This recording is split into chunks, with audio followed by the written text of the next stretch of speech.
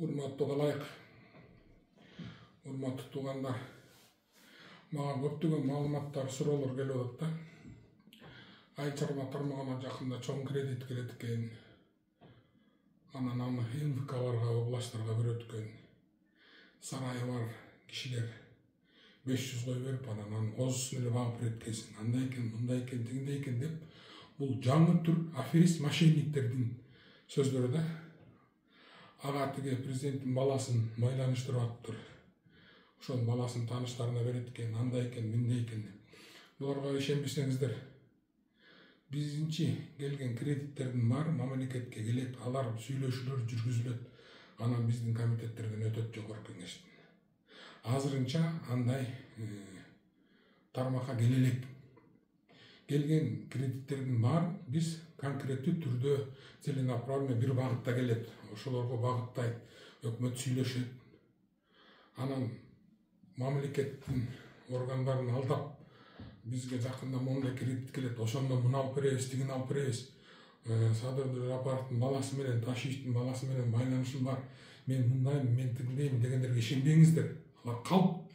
Анын баары ошол кишинин балдардын атын колдонуп, мамлекеттик органдардын, жогорку кеңештин, өкмөттүн атын колдонуп, баарын ошол аферист кылып өзүнүн акча чогулткусу келгендер. Ошон үчүн мен сиздерден суранам, урматтуу калайык.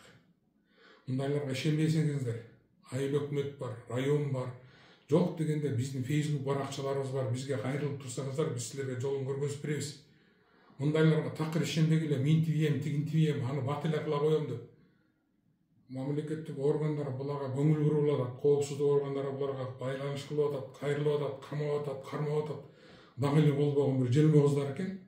Урматтуу апалар, урматтуу эжелер, өзгөчө силер өтө ишенчек болуп иштеп атасыңар. Ушул жерден мен мамлекеттик коопсуздук кеңешине кайрылат элем.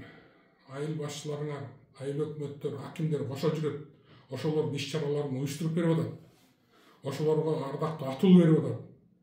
Ушундай жалганчыларга бирдеме уюштурардан мурда мунун каражаты каяктан келип атат, эмне болуп атат, бир такташ керек да. Ушуга качан Совет Безопасности көңүл бурат. Ушундо мен сизден Иманкулов мырза, мен сизден сурап кетип элем, ушул иш чараларды көрүш керек да. Айыл башчыларын, айыл өкмөттөрдү, райондук акимият, даже кээ бир жерлерде губернаторлор жүрөт. Улак уюштуруп берип атасыңар. Ар кандай спорттук иш чараларга алаксытып, алданып атасыңар. Мына зачем мунун кереги бар? Кимге кереги бар мунун? Эмне үчүн алар силер колдоп атасыңар? Ардактуу атыл, ар кандай атылдарды берип атасыңар. Булар токтотуш керек да, элди алдаганды. Карагылачы канча алдамчылыктар болуп кетти.